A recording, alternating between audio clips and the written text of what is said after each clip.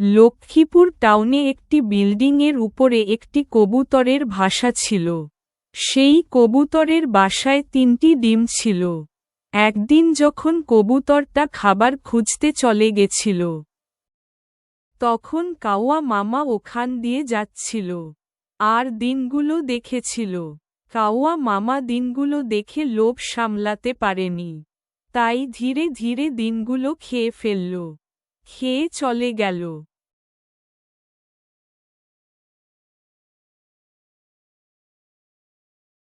একটু পরে কবুতরটা চলে আসে।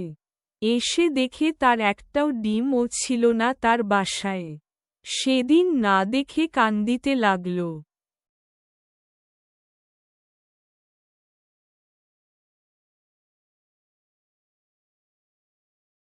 কবুতরের মনের দুঃখে রাস্তা দিয়ে যাচ্ছিল। যেতে যেতে পিঁপড়া মামার লগে দেখা হয়। কবুতরটার কাদা দেখে পিঁপড়া মামা বলল, "কি হয়েছে গো তোমার?" কবুতর বলল, "আর বলো না, আমার ৩টা ডিম ছিল বাসায়। আমি তো গিয়েছিলাম আদার খেতে, খিদা পেয়েছিল তাই। এসে দেখি একটা ডিমও নাই।" পিঁপড়া মামা বলল, "আমি তো তেমন কিছু জানি না, তবে জিরাফ মামা বলতে পারবে। সে লম্বা আছে তাই সব কিছু দেখতে পায়। তুমি ওখানে গিয়ে খবর নাও, যাও।"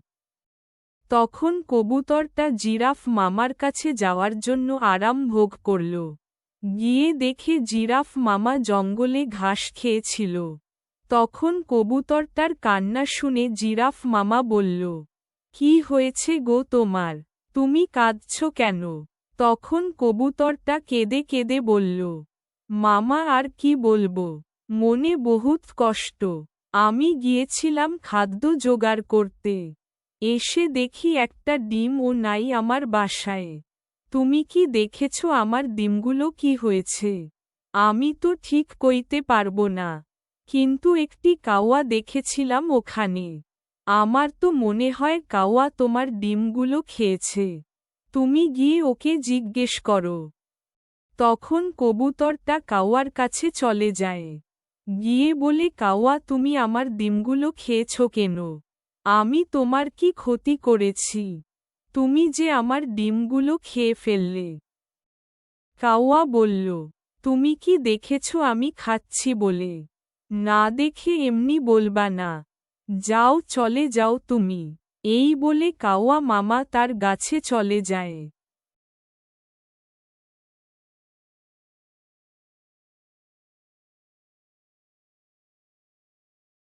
তখন কবুতরটা ওখানে দাঁড়িয়ে দাঁড়িয়ে বলল, "আমি বাঘ মামার কাছে যাচ্ছি বিচার দিতে। বাঘ মামাকে বললে সব ঠিক হয়ে যাবে। এই যে যাচ্ছি আমি।" তখন কাউয়াটা একটু চিন্তায় পড়ে যায় আর ভাবতে লাগল।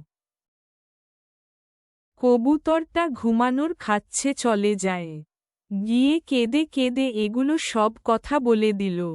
আর বলল, "বাঘ মামা, আমার এই বিচারটা তোমাকে করতেই হবে। শুনেছি তুমি নাকি জঙ্গলের রাজা। সেজন্যেই তোমাকে এই বিচারটা করতেই হবে।" তখন বাঘ মামা বলল, "আচ্ছা ঠিক আছে, তুমি বাসায় চলে যাও, আমি ওকে উচিত শিক্ষা দিব।"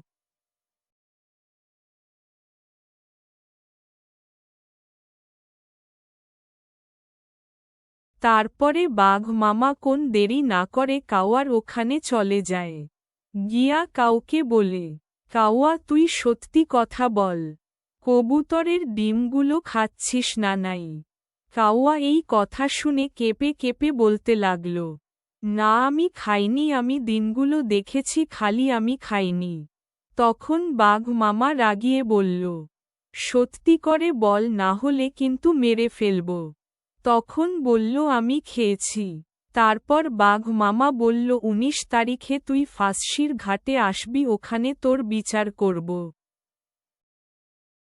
এই বলে বাঘ মামা চলে যায়।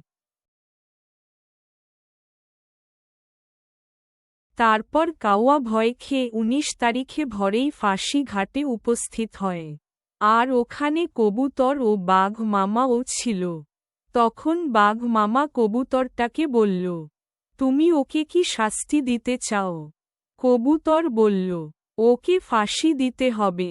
তখন বাঘ মামা কাওয়াকে আদেশ দিল, কাওয়া তুই ফাঁসি নিতে হবে। আর কোন রাস্তা নাই, তাই যা গিয়ে ফাঁসি নে। কিছুক্ষণ পর বাঘ মামা বলল কাউকে, কাওয়া খবর তুইও এখন নেমে আয়। আর ভবিষ্যতে কোনোদিন কারো টিম খাবি না, না হলে কিন্তু সেদিন তোকে আর বাঁচাবো না। যা এখন চলে যা। কাওয়া বলল, না না আমি আর কোনোদিনও খাবো না।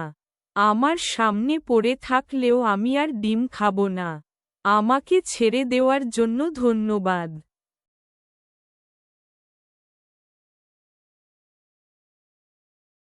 তখন বাঘ মামা কবুতরটাকে বলল, কবুতর ছেড়ে দাও ওকে, এইবারের জন্য ওকে ক্ষমা করে দাও।